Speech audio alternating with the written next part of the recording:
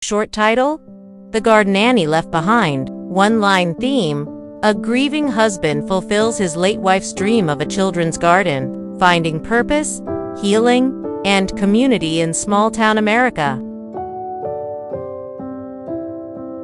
Paragraph 1. Maple Street was the kind of street where mailboxes leaned slightly from the years. Children's bicycles lay scattered across sidewalks, and neighbors nodded politely but rarely stayed to chat longer than a wave. In the yellow house with the green shutters, Thomas Keller, a 58-year-old retired postman, sat each morning with 2 cups of coffee, one steaming and one going cold. The second cup was for Annie, even though Annie's chair stayed empty, and her laughter was now only a memory tangled in the chimes she left hanging by the porch. It had been 6 months since Annie passed away after a long, painful battle with cancer, leaving Thomas alone with the silence that filled every room.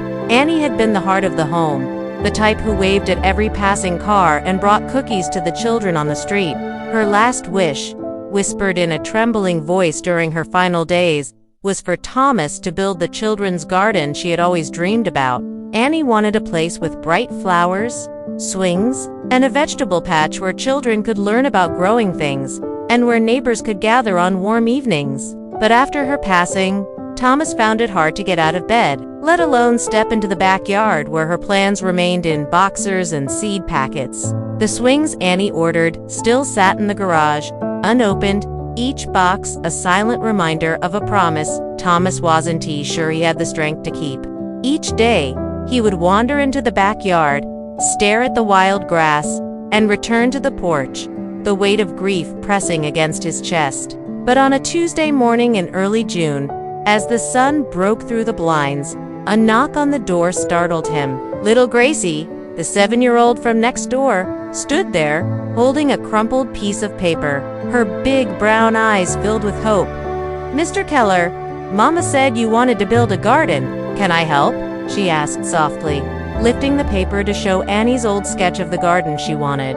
Thomas felt tears gather in his eyes as he looked at the drawing, recognizing Annie's neat handwriting labeling each section: roses, daisies, a small butterfly patch, and a corner for swings under the maple tree. It was as if Annie was telling him, "It's time." With a deep breath, Thomas nodded. "Yes, Gracie, I think it's time to start."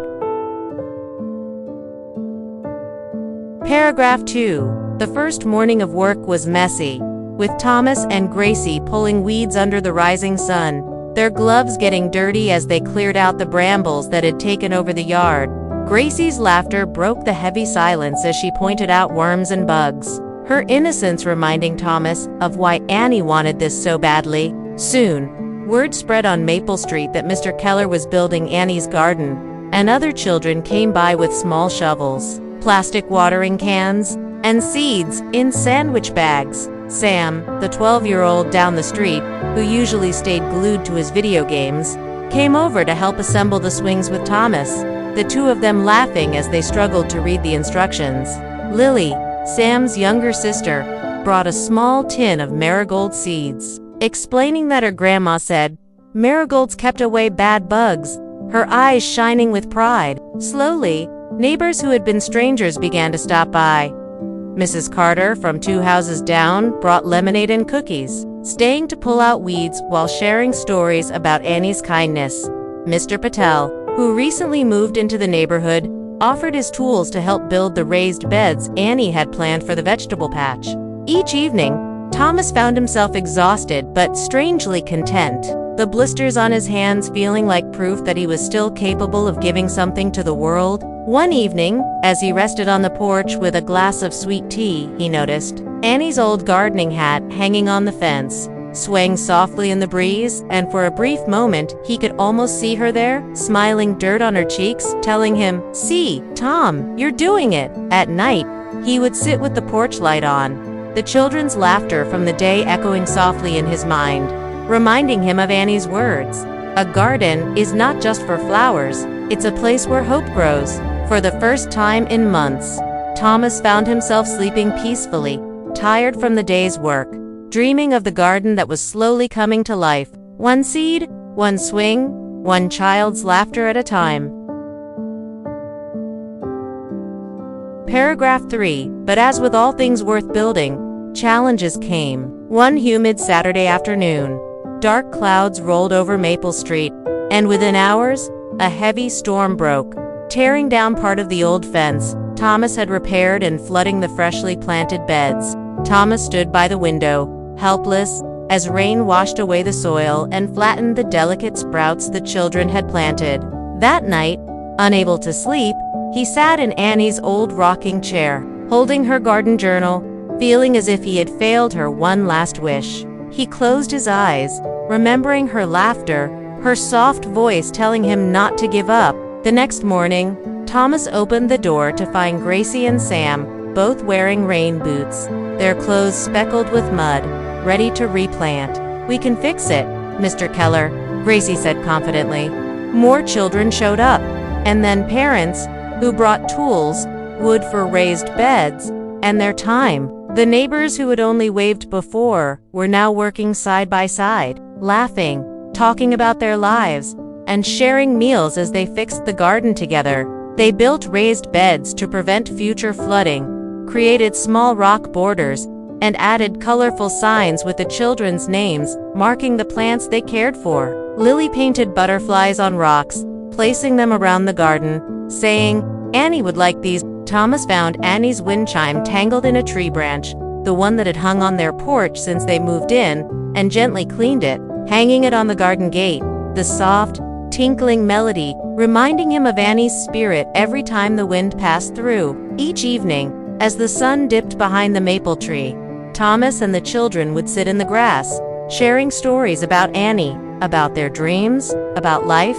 And for the first time, Maple Street felt like a family. It was as if the storm had washed away not just the dirt, but also the invisible walls that had kept them apart, allowing something new and beautiful to grow in their place.